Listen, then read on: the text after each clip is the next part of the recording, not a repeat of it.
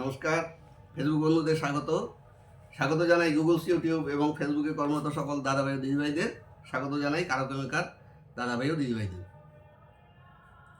শুরু করছি হারিয়ে যাওয়া শিল্পীদের নিয়ে অনুষ্ঠান তোমায় পড়েছে মনে। আজ যাকে খুব মনে পড়ছে তিনি সঙ্গীতের স্বর্ণযুগের একজন কিংবদন্তি শিল্পী, গজল সম্রাট শ্রদ্ধেয় শ্রী তালাত মাহমুদ। আজ ওনার 102তম জন্মদিন। তা ওনার সম্পর্কে আমি এর আগে অনেকবার বিস্তারিত আলোচনা করেছি। খুব সংক্ষেপে দু চার কথা বলবো, কারণ ফেসবুক থেকে বেশি সময় পাওয়া যায় না। ওরা বারবার আমাকে নোটিশ করছে ভিডিও ছোট করার জন্য। যাই হোক, আমি আগের মতো আর বিস্তারিত তথ্য আমি দিতে পারবো না, তবে যাদের তথ্য ইতিমধ্যে দেওয়া হয়েছে ওনাদেরটা একটু সংক্ষেপেই দু চার লাইন বলবো। আর ওনার গান তো আপনাদের অনেক শুনিয়েছি, যেমন এই গানটি, যে আখিতে এত হাসি লুকানো।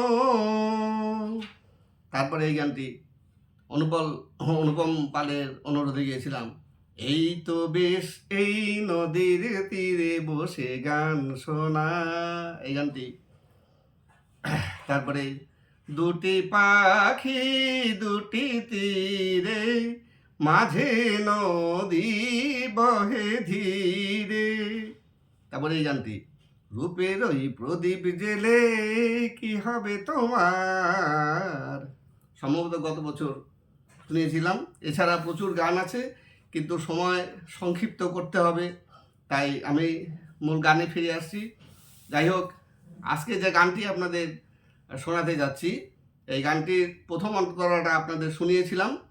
আর একটা কথা বলে রাখি যে বাংলা গানে যেমন মুখরা, স্থায়ী, সঞ্চারী, অন্তরা এই পোর্শনগুলো আছে, আর হিন্দি গানের ক্ষেত্রে তো সেগুলো কিন্তু নেই। হিন্দি গানে সবগুলোকেই প্রথম অন্তরা, দ্বিতীয় অন্তরা, তৃতীয় অন্তরা এইভাবে বলা হয়। সাধারণত দুটো বা তিনটে অন্তরা দিয়ে হিন্দি গান শেষ হয়। একই সময় লাগে বাংলা গানেও, যেরকম মোটামুটি হিন্দি গানেও একই সময় লাগে, শুধু নামগুলোর একটু পরিবর্তিত আর কি। যাই হোক, তালাতজি তো অসাধারণ একজন গজল গায়ক ছিলেন। তিনি গজলের অনেক নিয়মকানুন পরিবর্তন করেছিলেন, আমি সে কথা একটু পরে আসছি। আর ওনারই গাওয়া দিল এ নাদান ছবির জন্য গেয়েছিলেন গানটি। সেই সময় সুপারহিট হয়েছিল 50-এর দশকে, এবং এই গানের বাণী লিখেছিলেন শাকুল বাদায়নী সাহেব, আর এই গানে সুরারোপ করেছিলেন গোলাম মোহাম্মদ সাহেব। আমি কারাওকে সহযোগে আপনাদের শোনাবার চেষ্টা করছি। কারাওকে সৌজন্যে UMM কারাওকে ফর মিউজিক, ওনাদের অনেক ধন্যবাদ। এই গানটি একটি গজল আঙ্গিকেরই একটি ভজন, মানে তালাতজির তো সব গানের মধ্যেই একটু গজলের টাচ থাকেই, যে কোনো গানের মধ্যেই, এটা খেয়াল করে দেখবেন। কাজে এটিও সেরকম একটি গান, এবং একটি খুব সুন্দর একটি সুপারহিট গান সেই সময়কার, আপনাদের শোনাবার চেষ্টা করছি।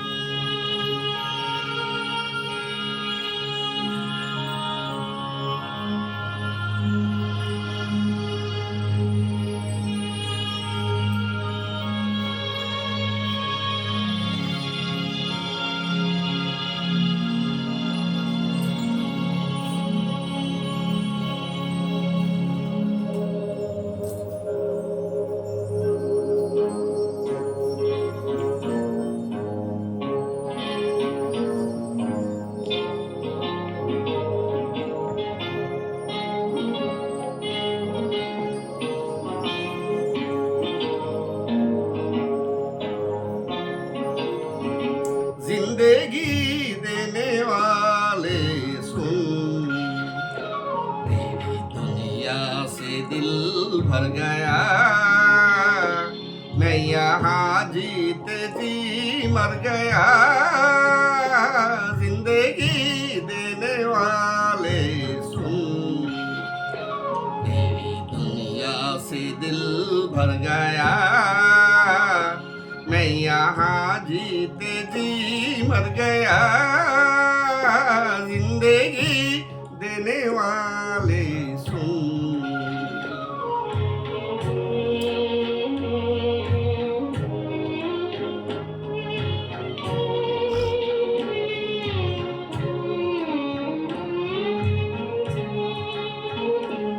रात कटती नहीं, दिन गुजरता नहीं, जख्म ऐसा दिया है कि भरता नहीं।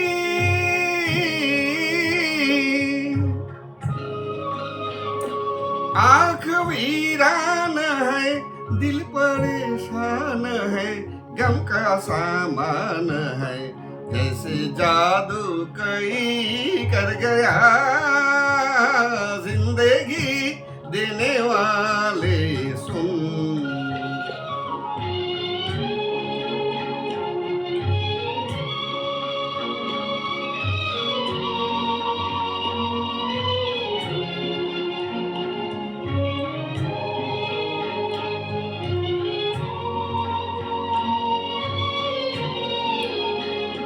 देखता तूने मुझसे खुशी छीन ली, जिंदा रखा मगर जिंदगी छीन ली।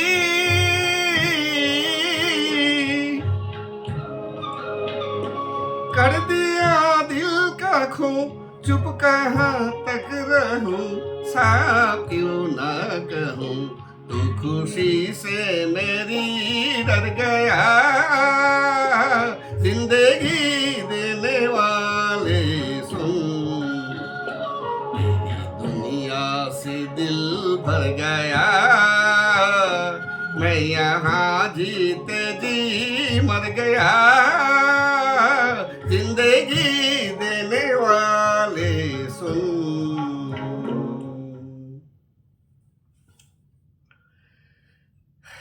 এরকমই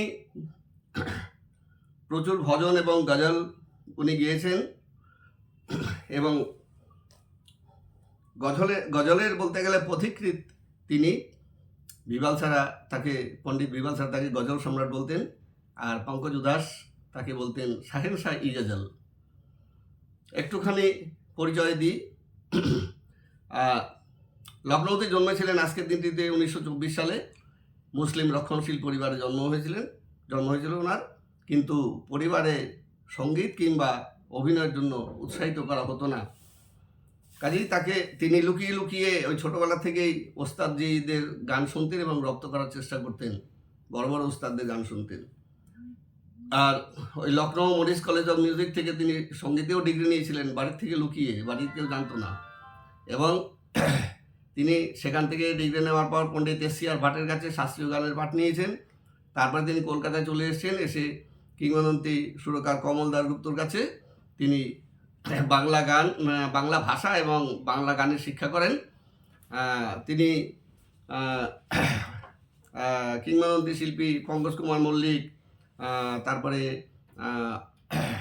প্রমথেশ বড়ুয়া প্রভৃতি ব্যক্তিত্বের মানে মূল্যবান পরামর্শ তিনি গ্রহণ করতেন, এবং ওই প্রমথেশ বড়ুয়ার পরামর্শেই তিনি কিন্তু ফিল্মে অভিনয়ের জন্য নেমেছিলেন, মানে গায়ক নায়ক হিসাবে। সেটা তারপরে তিনি কলকাতা থেকে তিনি বোম্বেও চলে গিয়েছিলেন এবং সেখানে গিয়ে কয়েকটি বই করেছিলেন, কিন্তু তার বই সেরকমভাবে সাফল্য পায়নি। এবং বোম্বেতে বিখ্যাত মিউজিক ডিরেক্টর অনিল বিশ্বাস জি ওনাকে পরামর্শ দেন যে তুমি অভিনয় থেকে সরে এসে শুধুই প্লেব্যাক করো, এবং তিনি তাই করেছিলেন। বাংলা গানে তার প্রচুর বাংলা গান রয়েছে, এবং এই সমস্ত গানগুলো একসময় খুব কালজয়ী গান হয়েছিল। যাই হোক, লুকিয়ে বিয়েও করেছিলেন সুন্দরী বাঙালি অভিনেত্রী লতিকা মল্লিককে।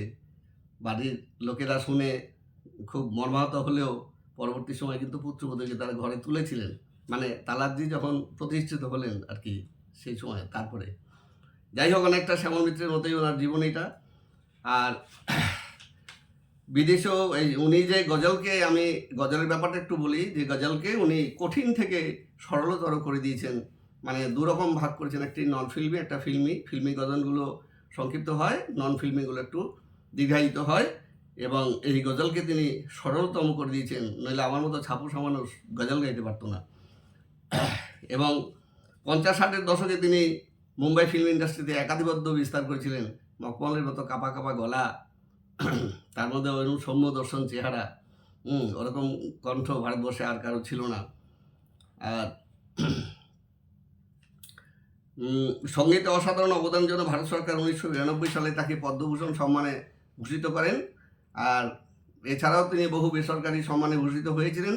আর ভারতীয় ডাক বিভাগ 2016 সালে তার নামে একটি 5 টাকার স্মারক ডাক টিকিট প্রকাশ করেছিল। বিদেশেও তার গানের প্রচুর চাহিদা ছিল।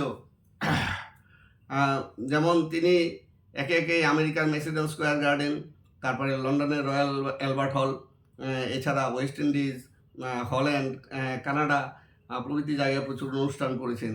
একবার 1956 সালে পূর্ব আফ্রিকায় 6টি শোয়ের কন্ট্রাক্ট নিয়ে গিয়েছিলেন, কিন্তু তাকে 30টিরও বেশি শো করতে হয়েছিল। তার গান এত জনপ্রিয় হয়েছিল সেখানে। এরকম কণ্ঠের অধিকারী ছিলেন, যার মতো কণ্ঠ ভারতবর্ষে আর কারো ছিল না, যার জন্য তার চাহিদাই ছিল তুঙ্গে। যাই হোক, আমি তার সম্পর্কে এই সংক্ষিপ্ত একটু বললাম। আর তাদের এক পুত্র, এক কন্যা এবং এক নাতনি বর্তমান। আমি এর পরবর্তী সময়ে আরও বহু গান আছে, বহু বাংলা গান গেয়েছেন তিনি, বহু হিন্দি গান গেয়েছেন। আর আমি যে ভজনটি গাইলাম গজল আঙ্গিকের, এইটি ছাড়াও আমি আরও অনেক ওনার গজল আমি জানি, আপনাদের এক এক করে পরবর্তী সময় শোনাবার চেষ্টা করব। কিংবদন্তি শিল্পী তালাজি চরণে ওই শতকোটি প্রণাম জানাই কবি, সুরকার এবং যন্ত্রসঙ্গীত শিল্পীদের। আপনারাও ওনাদেরকে শ্রদ্ধা নিবেদন করুন। সকলে ভালো থাকুন। আজ আসি, আবার দেখা হবে। নমস্কার।